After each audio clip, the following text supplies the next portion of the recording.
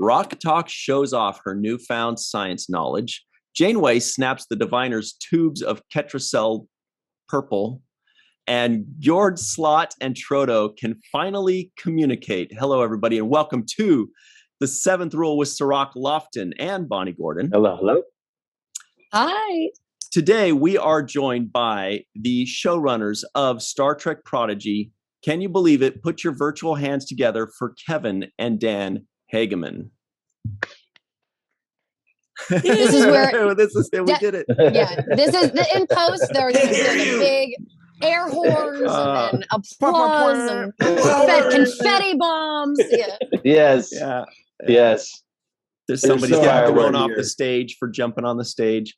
We're doing a review of Prodigy's Season 1, Episode 10, which is the mid-season finale entitled A Moral Star, Part 2, directed by Ben Ibon.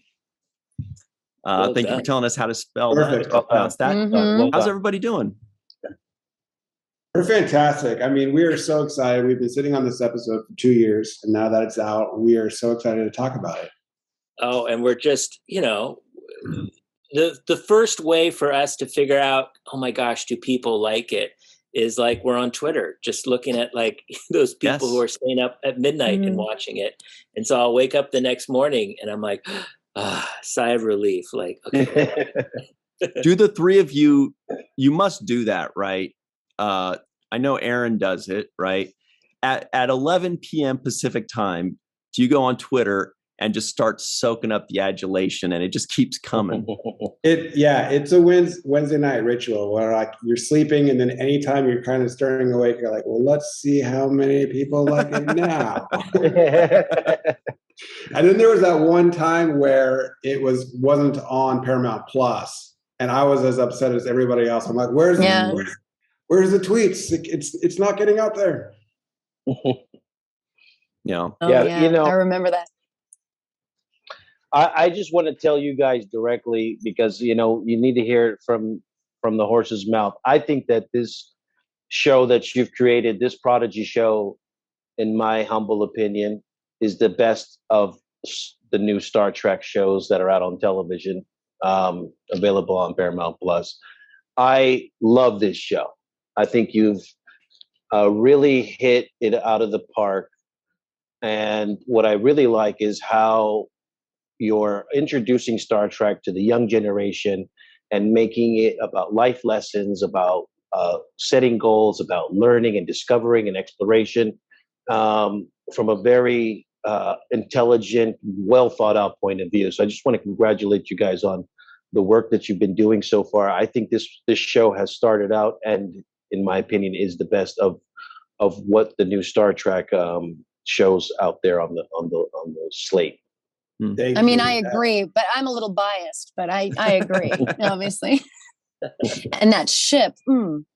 I mean, I can speak for Kevin and I. There's a massive amount of trepidation when you have this responsibility of creating a show that's an entry point. And it scared Kevin and I. And we're like, are we the right people to do this? And I think, once you find a way in and it's a story that excites you, and once you find people to help you, like, the writers that we have on staff, finding Benny Bond and finding Bonnie, you start getting like a little clubhouse gang and you're like, guys, we're making a Star Trek show. How awesome is that? Mm-hmm.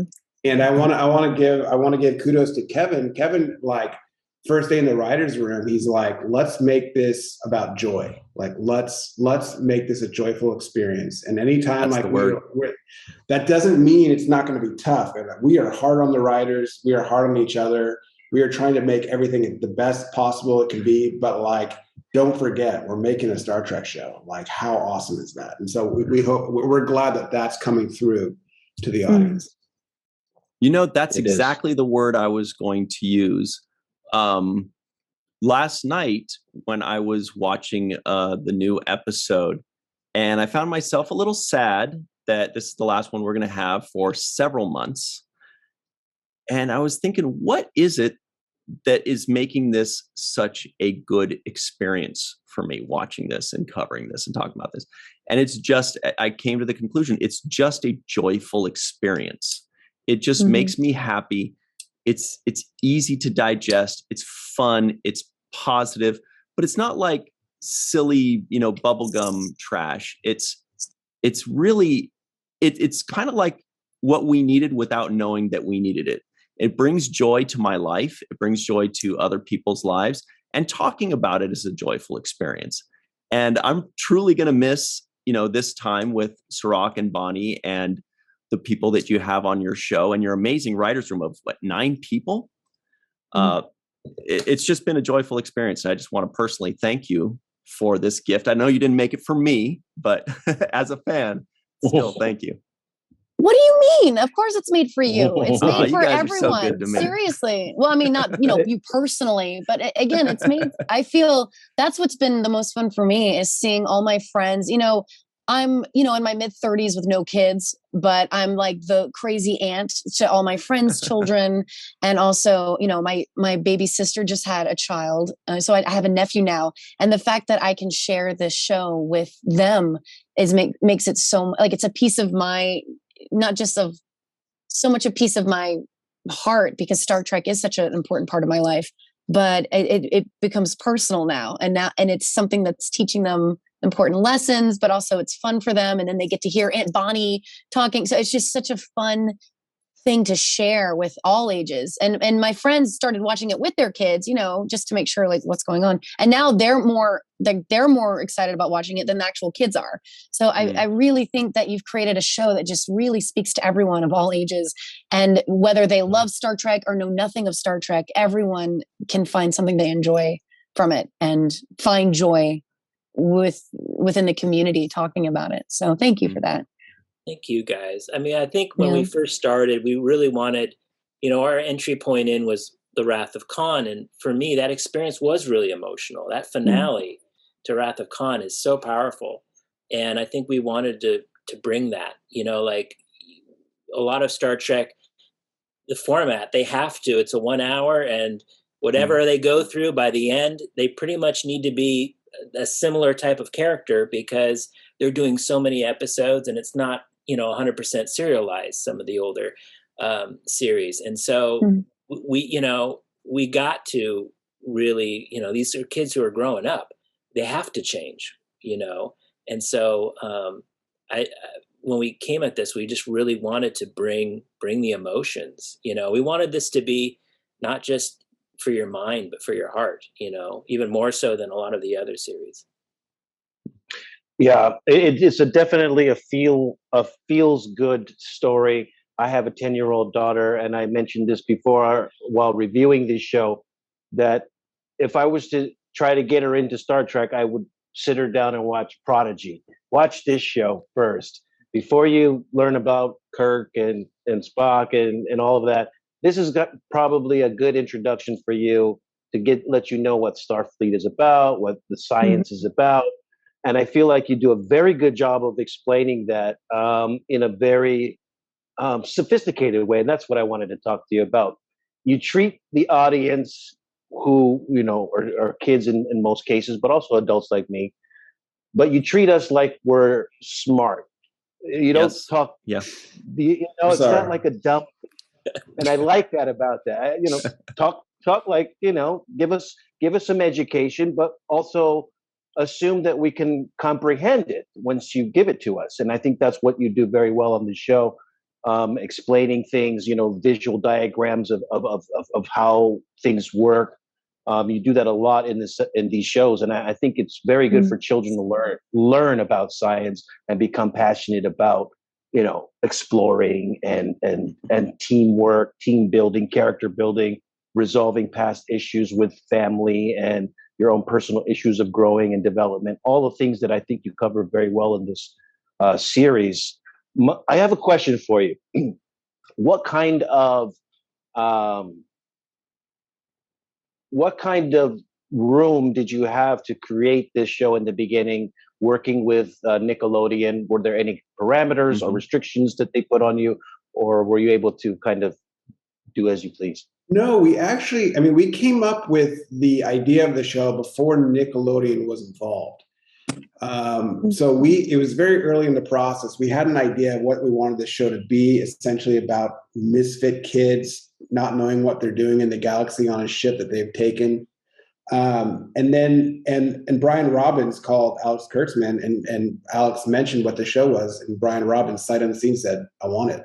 This sounds fantastic." And we said, I remember when we had that first meeting, we kind of warned them. We're like, "This isn't the typical Nickelodeon show." And Brian's like, "I love it. Let's do it. We want it." I remember David Staff had he's at CBS, was in this pitch, and he's like, "I thought this was going to be a kid's show." He's like, "This is amazing." And so, and to us, it's like we've never viewed. I always view, like, you look at Finding Nemo. That is a movie that moves you as an adult. Is that a kid's movie? I'm like, totally. No. It's to me, it's like if you're honest about emotions and you're not afraid to, like, you don't want to throw stuff at kids and try to make them cry and things like that. But if they give you a little trust and you go, "Don't worry, we're going to get through this. We may go through some darker things, but we're going to have positive morals. Our hearts are going to be in the right place." I think that's when it becomes powerful. And then that's, I think you get a little of that Pixar aspect of it. That's, to me, when I'm watching something and it transcends television, and it's something that just moves you. And those are always the moments that I'm like, anytime I'm listening to pitches, I'm like, how do we make this move people? Mm-hmm. Yeah, okay. First 15 minutes of Up is a perfect example of that. It's like you want to show how you can make something for children, but also just make adults ball up and cry. JJ's Trek, the first 15 minutes of that, I was just bawling, and I was like, "Oh my gosh," and then when it gets into your heart, it's like you can go anywhere. The jokes are funnier, the character, everything just shines. It's like Yeah, I'm glad you said it because, usually I think of Nickelodeon, I think of SpongeBob, I think of Dora the Explorer.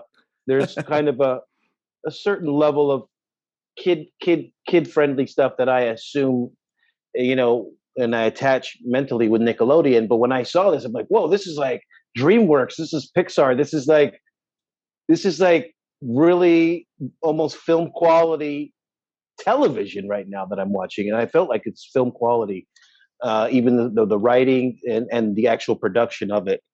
Can I just interject? Yeah. What you said there, like, I'm so proud of our team. Like our team, like a Pixar movie, a DreamWorks movie. Like I just heard, like I enjoy watching the TV show Arcane. It's gorgeous. Oh, it's beautiful. Yeah. Gorgeous. Their budget, the amount of years they spent on that, is 10 times what we have. What we have. Our budget is so small. It's not small, but it's not as big as it looks. Like but what it looks like, what our team managed to do, a lot of our crew, we have a lot of young bloods. We have a lot of young people who love Trek, who are, so it's not like we're a bunch of veterans, animators and this or that. They're young. We have like a scrappy, young and hungry crew. They're hungry. And they're working their tails off. And I'm just like floored when I see our finished product. It's just what we're able to do with the resources and the people that we have. It's stunning. I'm so proud of them. Absolutely. I think the pace is also another thing that is something I want to commend you on. I feel like I'm watching it. I'm getting a whole lot of stuff in a very short amount of time. And I'm like, is this an hour long compacted into 25 minutes? Because it feels like an hour worth of things that I'm having to process. And also, really quickly, when I watch the show, every single time the opening credits come on, I never press the skip. I wanted to bring that up too. Yeah. But yeah. Do you guys get as pumped as we do for that theme song? Yeah. I get so freaking pumped every time I hear it. Come in. Oh my goodness. Yeah. I get goosebumps every time. It's even cooler for us because we're like, that's our show. We geek out. We're like, oh my God. Yeah. I love the opening music. It just literally gets me kind of hyped up for the show. So I let it play every single time. Me too. And I even skip my own opening credits, you know, when I'm watching Deep Space Nine. Deep Space Nine, me too. Even though my name is in it and I could be watching it, I'm like, all right, it's a little slow. Let me get past that and move on. But with yours, it's like, it's just the right amount of time. It doesn't go on too long. And then boom, right into the episode. So kudos again, just for the total production. And kudos, have you guys heard the full length version of it that you can get? No. You can listen to it. There's Michael Giacchino did it, and what you're hearing is really just the back half. The first half is this gorgeous, moving sort of sweep that you hear, and then it builds into that, dun, dun, dun, dun, you know. And so go to like iTunes or wherever and listen to the opening theme. It's twice as long, and it's so moving. At the beginning, you're like, it sounds like a Pixar movie. It sounds like a beautiful, like, just, and then it builds into that, and it gives the whole picture of the show, I think. Yeah. Wow. I think of a theme park when I hear it. I think of a theme park as if I'm on a ride. So it's like I'm ready, you know, someday. Universal. Yeah. Yes. It's a ride. It's Star Trek Land. Star Trek Land. To proto jump in a roller coaster, come on, that'd be crazy. Oh my gosh! Also, the cast. You guys have really cast some amazing voice actors for this show. I love the work that Dal is doing, starring in this show. I think he's fantastic. Just his performance, he just resonates right through the script, and as well as the other people, Rock Talk and Jankum, and you know, all of these characters. And the ship's computer. An exceptional job. And the ship's computer. No, I feel like acknowledged. Brett Gray, I think, got the job as he was walking in to do the audition. I feel like when he came in, we're like, who is this kid? And like, I think we had our eye on somebody else, and he came in and just said, I think came in barefoot, and he just started talking, and we're like, this guy, I just love his voice. It just makes me happy. You know, he's infectious. Yeah, he's infectious. And we're like, this is our kid. This is great. And he can give off that cocky, you know, attitude without coming off as too much. You know, I always say, you know, I looked back on one of these podcasts and I just repeat myself so much on those words, but I feel like he really nails giving him that cocky attitude and that teenage arrogance without it being too over the top where you can't stand him. He puts so much heart into it that you actually kind of sympathize with him in the end. And then as you watch his character grow, you become proud of him and his growth as it happens. Yeah. Well, those quiet moments, I love when I see, you know, he's usually loud and brash, you know, but when you get those quiet little moments with him, he's so good. Brett is so good. That moment with Spock. Yeah, Ella Purnell too. Like that, we went through a lot of people. I mean, Bonnie was up for Gwen, and she was. I think Bonnie, you know this. You were in the top. I mean, we have something about we love smoky voices. Bonnie has. Yeah, I got that low smoky voice. Yeah. But Ella Purnell, she just has so much vulnerability in her voice, and also so much strength when she wants it. And I love seeing that Ella Purnell is everywhere this year with Yellow Jackets and Arcane. She's like, I know, she's killing it. I was she's in Yellow Jackets. What's she doing in Yellow Jackets? She's one of the actresses. One of the main gals. She's the main gal. I don't know. Are you watching Yellow Jackets? Oh yeah. It's great. Yeah, she's the very well the captain of the team. The dude. Really? Yeah, that's Ella. Wow, that's awesome. I did not connect that voice, but now I can hear it. Yeah, and I love that you mentioned vulnerability because her character is this strong character. This, you know, she's got a little bit of anger, some strength, some fierceness. She's kind of a fighter. You know what I mean? But the fact that she laces it with vulnerability is what brings the charm to that character and what really layers the character, because you can write it all you want and the artist can create it all they want. But if the voice doesn't have that little bit of, you know, whatever little piece of emotion you want it laced with, it's not going to hit the same way. And I love that she does that. And I love that every single freaking one of them does something great like that, including Murph. You can tell how Murph is feeling.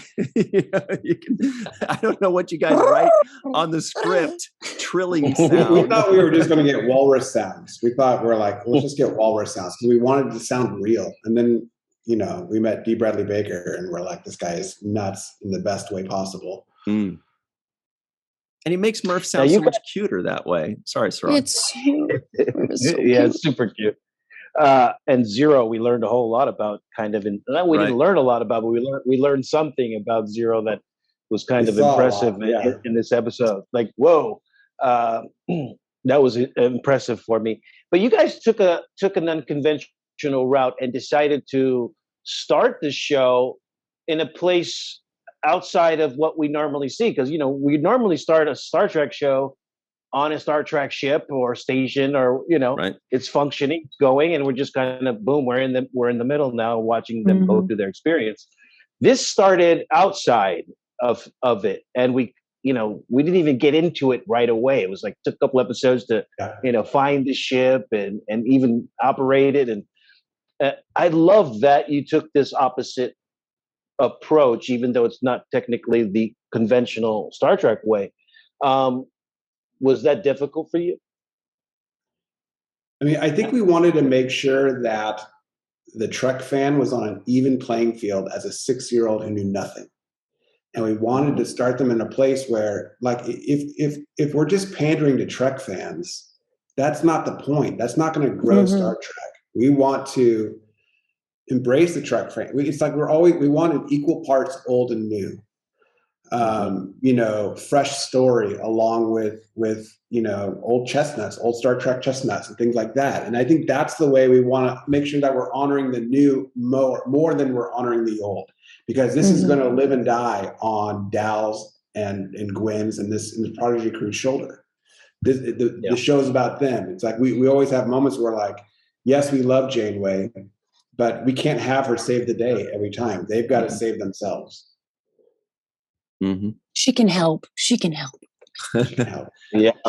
But yeah, she brings the coffee. More to Cirroc's point, though, like, it really is the first Star Trek series that doesn't start in the Federation. Mm-hmm. And I've kind of wondered if that's like, was that always the plan? Or were you thinking of something else? And then you kind of just followed that string of thought and thought later, well, what if we started way out over here? Oh, it was always the plan, that we just, it's intimidating. Star Trek is becoming so big. How do we wanted to take baby steps. We wanted to start in a place where you can, like, just specialize and have each episode just focus on one great thing about Star Trek and dive into it and let the kids soak it in and understand what it is. Like, what is a transporter, and enjoy that and let that episode sort of be about that, So that was from day one, we knew we wanted to do that. And I don't know, it made it. We just knew, like, not only was it a great way for kids to learn, but it was so great, I thought, as a Trek fan to re-engage and to be reintroduced to the things I love that I usually take for granted. Right? Rediscover it through a kid's eyes. Yeah. We're rediscovering what we love about Star Trek through a first timers, or through, like, an innocent's eyes who's never been shown this world before. And it's like we're getting to discover it for the first time as well. It's like going to Disneyland with a child who's never been before and seeing the magic in their eyes, discovering all these things for the first time. That's how I feel when I see people's reactions to Prodigy and pictures of children watching the television set, just their eyes enamored and learning all the different terms. It's just so fun to see how much they're engaged with it. It's also freeing as a writer, because I feel like you kind of know what Starfleet's going to do in a situation of, like, let's say, first contact. Like our crew can mess up the whole episode, and then learn the lesson. It's like, and so we're not beholden to doing things the right way, or they can do things the wrong way, but they can find their way to the right way. Right. They should try it the Janeway. They could try the Janeway. They should. We actually this first 10 episodes, episodes out of them, which I like them all, but my particular favorite one was the one that Aaron Waltke wrote, Kobayashi. The Kobayashi episode. And the reason I say that is because I think it has all of the elements what I look for, and this show in general has all the elements that I look for. One of them, most importantly, is the characters. Do I believe the characters? Do I buy the characters? And do I also believe the relationship between the characters? And I've been sold now on these characters that you've given us. I'm happy to learn more about the little kitty cat that is pretty deadly. When I've been waiting for that cat to join the crew. I'm still waiting. I'm like, I swear, one of these days that little kitty's going to join the crew. No, the cat has its own crew now. It's so funny with Twitter going #SaveTheCation. I was like, that Cation doesn't need saving. That Cation can kick. That Cation kicks major butt. You thought, right. That's a very meta writing joke, though. Save the cat. Yeah, save the cat. Totally. Save the we do it as we were doing it. When we did that, when we meet Gwen, you're like, exactly. She saved the cat in the pilot. Mm-hmm. Like that's why you love her. She's the daughter of the bad guy. Mm-hmm. And that's that. Those are the layers to me that make things good because they're dynamic. There's layers there. It's not just one thing. You see Dal wrestling with his personal, what he wants to do, and then what he has to do for the group, right? And also each one of them having to wrestle that. I find myself kind of yelling at Gwen sometimes, like, don't trust him. He's lying. He keeps doing it to you. Stop listening to him. He's going to lead you in the wrong way. But she wants him to love her. It's classic. It's like, but then I want her to, you buy it, you know? Look, we all have daddy issues, okay? We all buy it. We all buy it. But that's the beauty of it is that it's not just like, okay, this is the guy who's a good guy and this is the dummy and this is the, it's like, no, these are layered people. They all have layers. They have issues, Rock Talk, like the development in Rock Talk, having experienced that learning process in that time bubble. The growth that we see, I love the line where he was, Jankum was like, new plan. Jankum holds the door and you do all that stuff. You do that stuff that you just, I don't even know. I don't want to repeat it, I loved it. And so to me, the combination of the good character writing and then these stories, these Star Trek-like stories that make you question, time or what's right or what's wrong, morality, these are the kinds of stories that Star Trek tells so good. And I think that you guys are just hitting out of the park in this first half of the first season of this show. And I'm really pleased by it. I'm really pleased. Thank you. And it's one of my favorite things about villains is when you discover why they do what they do and you realize there's always an element of truth and good to what they think they're doing. And I love how the diviner, through this whole series is made to be this big baddie.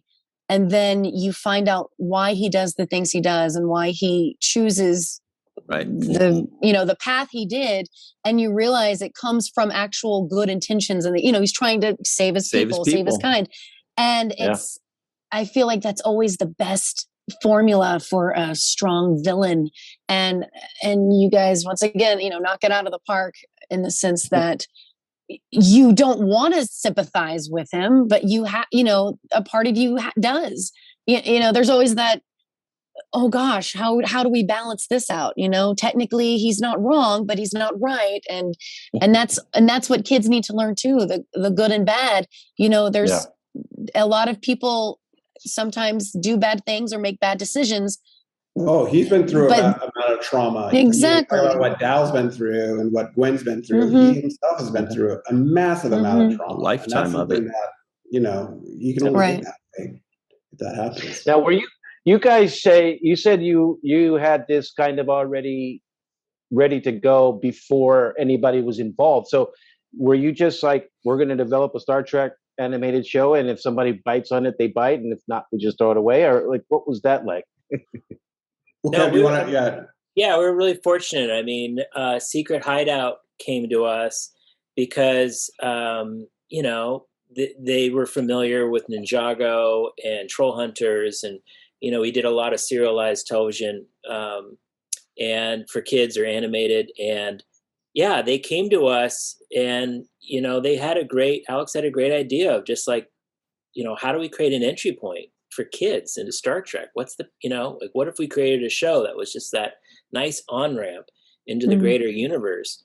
And they came to us with that kernel, and it was, you know, it was really intimidating at first. We're like, oh boy, do we want to put our foot into this? Like, we're going to get killed. Like, how do you know, this is what I'm just so relieved by, that so far people are liking it. Like, you know, I think they may have expected something a little lighter, a little younger, but then we kind of came in. We're like, well, we've done lighter. We want to go a little.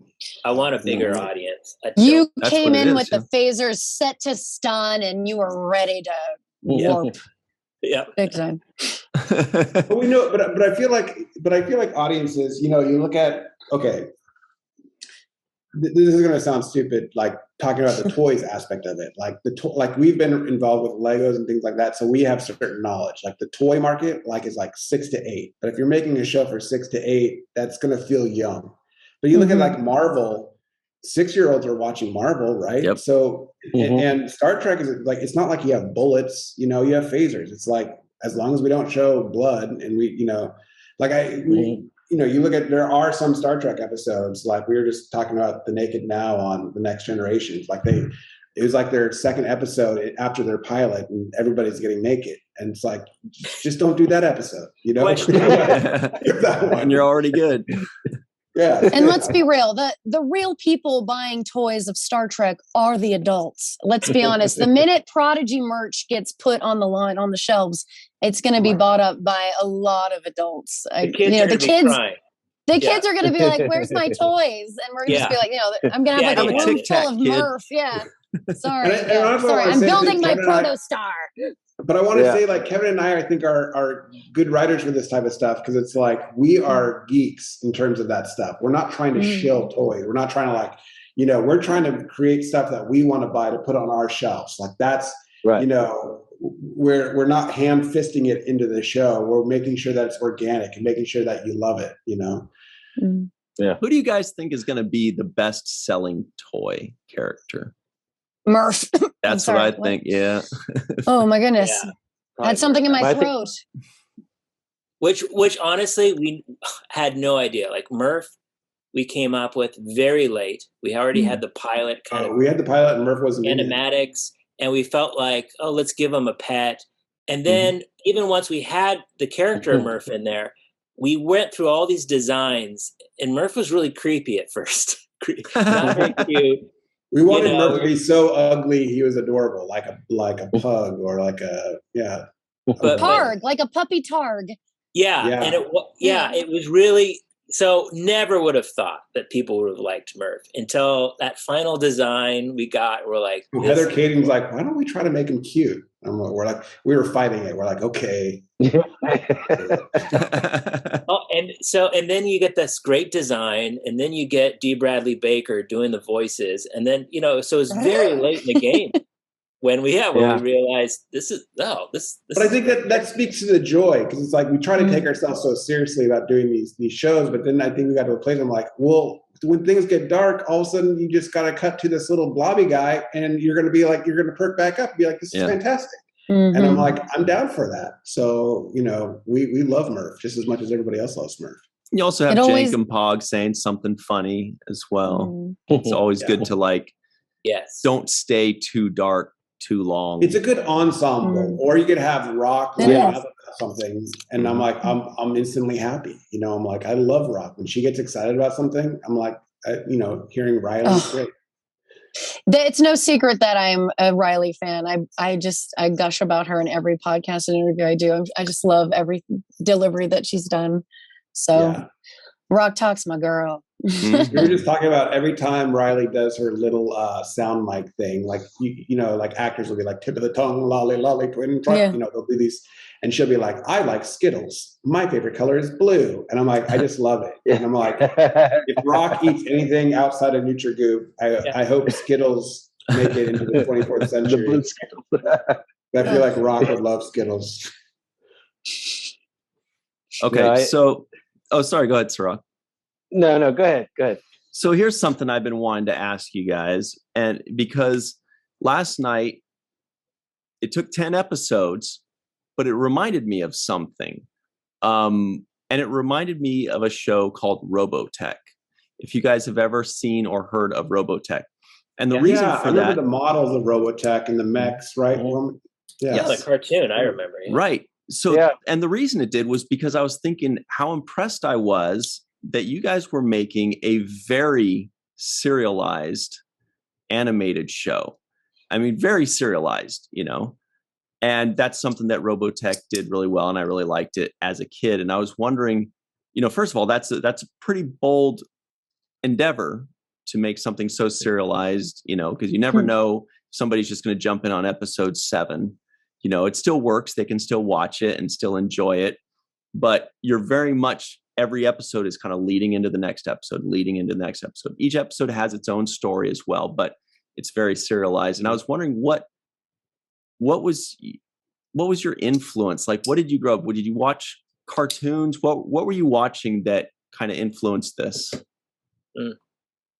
Well, even with Robotech, I remember watching Robotech. But the problem was, on linear TV, it was before cable.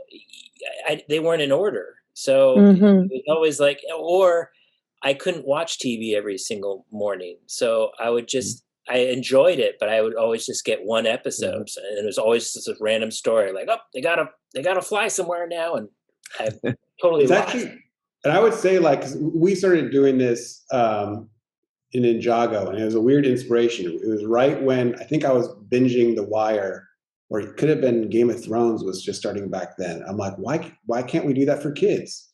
And Lego at that point was like, we just want Scooby-Doo. We're like, okay, we'll do Scooby-Doo. But we totally lied and gave them we're going to make an epic saga of ninjas and their elemental powers. And it's going to be like Star Wars. We felt like we were so repressed. We were like repressed writers who have been trying so hard to get something produced, but 8 or 9 years had gone by and nothing was getting made.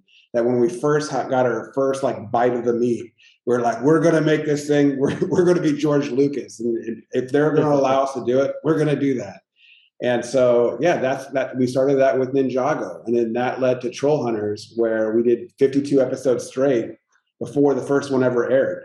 So we wrote a 52 episode arc, which was crazy. Wow.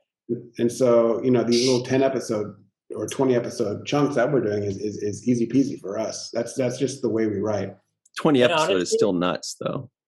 Yeah. And honestly, even that inspiration stems from, I remember my dad talking about, the old serials that would happen before movies, Wayland and Flash Gordon, Lone Ranger. And you would just get this little short film, and it'd leave you on that cliffhanger, and then you'd have to go see the next MGM movie because it would have another Lone Ranger bit, So honestly, that was the starting point in my.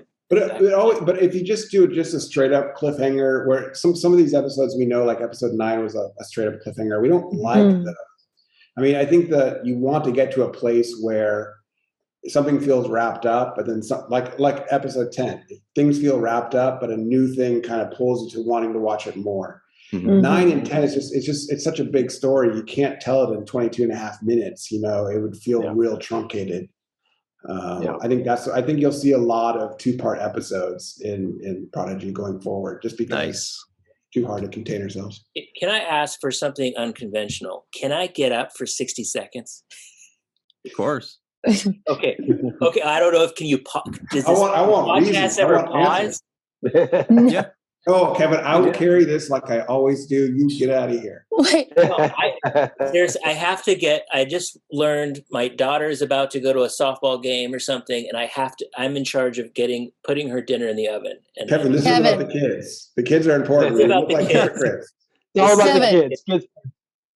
Kevin, I'll take over. You go. Access granted. Thank you. Okay, 60 seconds. I'll be back. All right. Let's talk about Kevin. Okay, now that he's gone, let me tell you. How is it like working with the brother? I'm actually probably the person here who's watched the most Ninjago. I don't know about you, Ryan, how much you've watched. No, you definitely have watched more of it than I have. Okay. So when I first heard about it, I was like, no, it's Ninjago. They're like, no, it's Ninjago. And I'm having an argument with an 8-year-old, like we're arguing with each other. And I'm glad you corrected me. It is Ninjago, and of course learned that since. But what I do like about that show, it is an interesting, just Ninjago by itself is a very interesting show, very good animated show, and the kids love it. My daughter loves it. I think she's watched every single episode, and her friends have watched almost. Oh, they're on like season 15 right now. They keep like we went up to like season 10, or something like that. We're like we wrote every ninja adventure we possibly could. I love it. We had our friend take it over, so yeah. No, but that show is like, it's very popular amongst kids. It goes hard. People think, oh, it's that little ninja show. Like, ninjas are dying in that show. Like, there's some, that's something that we've always, like, people think Prodigy is serious. That stuff goes back to our roots. If you watch, it's a little younger, but it still has the same emotional impact. It does. And that's what it actually, that's where I can see kind of a similarity between that show and what you're doing with Prodigy, because it's not as kiddie as what you would expect out of Lego Ninja. Yeah. They're actually talking about like real, samurai values and skills and abilities and this bigger story that's happening. So yes. Well, we that was important to us in the sense it's not just like boys fighting. It's like they fight and then there's consequences, and they're looking at the emotional ramifications of it, and then that was a big part of it. Conflict. Kevin's back, everybody. Kevin's back. Yeah. Vince back. And then on the flip side of that, you get something like Hotel Transylvania, which is like comedy, right? It's more comedy. It's we were early writers in on that, and we were involved before Adam Sandler, so ours was actually a little bit more like our version of our draft was a little bit more like The Incredibles, of like has-been monsters, and it was a little different. It didn't have the Adam Sandler zing to it. But still, you guys have created these franchises that continue to live on, and people still love and respect, and it just indicative of the kind of foundational work that you put into these characters and these stories, that even when you walk away from it, somebody else is able to pick up on it and keep it going. So kudos to you. But I guess, did you guys decide to go into writing like at the same time, or did one of you drag the other one into it? We were different. Kevin, why don't you speak on that, Kevin? I'm a couple of years older, so I grew up, Dan and I, we grew up in Oregon, and we were playing with Legos. It was raining a lot outside, so we were doing stuff indoors, watching movies, going to the theater all the time. But our dad got a video camera, and we started filming videos, and they just started to get more and more elaborate, and suddenly special effects and this and that. And, I would always put my little brother in the movies, and then, it just started to it kept going. I went to film school, and he would start composing the music for my shorts. Yeah, I got big into music, and we thought like we were like Oregonians wanting to get into movies. We thought the way in was Kevin was going to direct and I was going to do music for his movies. And then Kevin came to like, it was funny, like there's like everything's all up and up. And then Kevin like has this epiphany. He's like, well, who's going to give me $1 million to make a movie? And I was like, God, Kevin, why would you say that? How am I going to get, who's going to hire me to do music? And like, it's like all of our dreams crashed down in just that one moment of life. And so at that moment, we're like, I think we got to write. We should write something. Yeah, I go, Dan, I know I went to film school. I took one screenwriting class. We're like, we're not writers. And I didn't even take it seriously. I didn't even try. I got like a passing grade because I was like, I'm not going to be a writer. I'm going to be a director. But then once, after film school and stuff, and realizing, well, God, I got to teach myself how to write, I started printing out my favorite screenplays from Steven Spielberg and Christopher Columbus and Robert Zemeckis, and usually a lot of that Amblin sort of movies that came out of the 80s. Mm-hmm. And so I would read those and go, okay, this is how they did it. And I'd try to mimic it, and Dan, I'd give my scripts to Dan, and Dan would like give me story notes, and he's like, this is kind of fun. Like, what if we did it together? And I'm like, okay. And it got better, Wow. Yeah. Now, guys, I know we just have about a minute or two left before we have to run. But before we go, this has been a really impressive and almost completely unexpected ride. We expected it. No, just shut. See, but we did. We're like, oh, so it's a new anime thing. Let's see what happens. I will say, and we our watched it. writers We're like, what the hell? We all love amazing. it. We love these characters, so we're just like, we couldn't wait for them to come out of the bag. So we love it. What can we look forward to in the second half? I know you can't tell us actual details, but is there anything that you can tell us for everybody that's going like, well, now we have to wait X amount of months before the next ones? Well, I think we can say, because you've seen the final tag of episode 10, the real Janeway enters, right? And we just thought, what a great way, what a fun, conflict-filled way to meet Starfleet if Starfleet is hunting them down. If Starfleet doesn't know who they are, they just know that there's this stolen ship. They don't care. They got hearts of gold. And they want their ship back. The ship can never go close to Starfleet, or else bad things are going to happen. Yeah. That's a charged, interesting, and the back 10, we were very inspired by The Fugitive. I love the movie Red October. Because I love, or The Hunt for Red October. I love Harrison Ford in The Fugitive because, he's this guy, this doctor who's been unjustifiably screwed over, and he's on the run trying to protect his name, right? And then you got Tommy Lee Jones, who's not a bad guy. Like, you love the Tommy Lee Jones scenes. He's just hunting them down. He's just doing his job, just trying to catch this guy. Yeah, right? I didn't do it. I don't care. And so I'm like, what a great model. That's Janeway. She's going to be hunting them down. She doesn't know the truth of these kids, and she's just trying to do the Starfleet way. And I will say this. I mean, the first 10 episodes is really about introducing these characters and getting them onto this journey. It's like the first act. And the most fun in a movie is the beginning of the second act. And this is kind of like the beginning of the second act. So whereas, I mean, I thought episode 8, was the best one. Like, I remember early on, I was like, I always had that episode 8 as pegged. But the episodes coming up are just as good, if not better. Like, there's some bangers coming out. There's some good ones where we can't wait. For this next batch, I'll say 18 is amazing. Oh boy, Kevin, Bonnie probably. There's a bunch of good ones. I love it. I know nothing. My question is, at the end of these next 10, are we going to see everybody kind of fall into place as far as, science officer, engineer, security? Is that it's a growth. It's a growth. I will say it's a growth. I think we're trying to take our time, because I don't want to go too fast. It's the enjoyment is the journey of watching them. Yeah, right.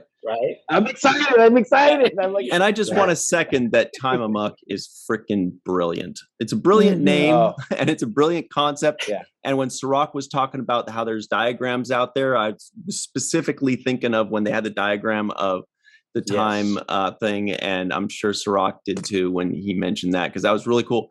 It actually helped us to understand. We're like, oh, okay, I can see it now. I get it. Even though it's for kids,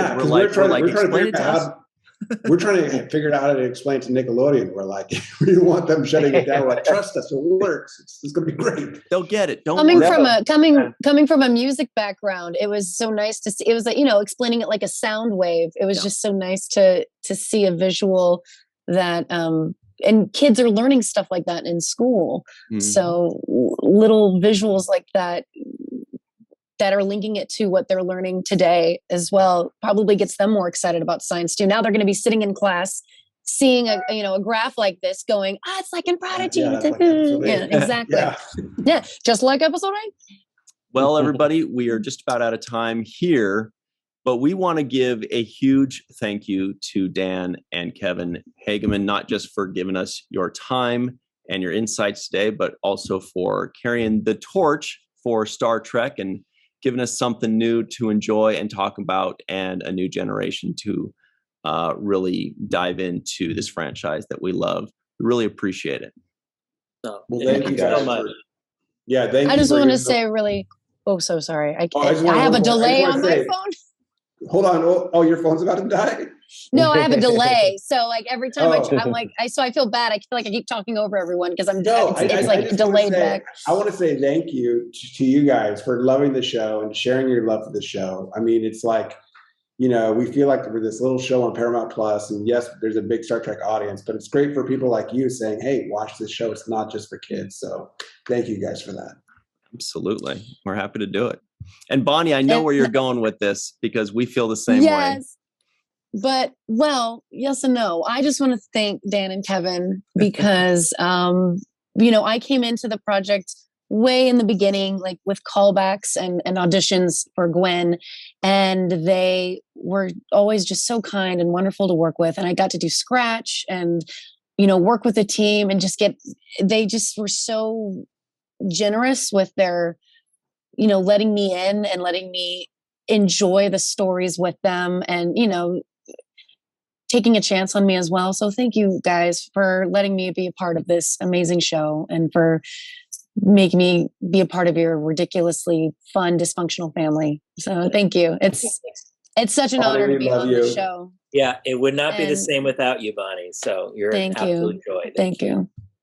It's been so much fun. And in closing, I'll say, we're watching a lot of Star Trek reviewing shows. So we're watching all Star Trek pretty much across the board, stuff that's current and in the past. And it's a pleasure to be able to look forward each time and say, I know I'm going to get a quality episode when I watch this show. And that's not the case with everything. So I'm pleased at what you guys have done so far because you've really kept me entertained, and I think that you're dealing with very serious issues when it comes to the fragility of childhood and self-doubt and growing, and you're approaching those topics with the kind of tenacity that I think is going to benefit a lot of children out there and be instructive and educational about how they can overcome things and deal with challenges and obstacles in their own life. So thank you guys for joining us and talking about this show. And I continue the good work, and we're rooting for you. We're really rooting for you. Anytime you want us back, just let us know. We'll be here. Well, that answers my question then. We really appreciate that. We have to give a super quick, very special thank you to Carmen, a.k.a. Skillet, TJ Jackson-Bey out in Missouri, Bill Victor Arucan, Yvette Blackmon, Tom Homer Freezy out somewhere in New Yeezy, Eve England out in Wales, Dr. Anne-Marie Segal, Titus Moeller, Tim Baum, Darlena Marie, John Mann, Rex A. Wood, Dr. Muhammad Noor, Joe Balsarati, Tierney C. Diekman, Ed Maurer, Anil O. Palat, Anil K. Chandler, Thomas Collings, Lawrence Niels, Isaac Stock, Ed Jarrett, and of course, very special thanks to Dr. Susan B. Gruner. We really appreciate you guys. Bonnie, we really appreciate the time that we've had with you, and we hope to see you soon. In fact, we know that we will. More on that later. Dan and Kevin, we really appreciate it.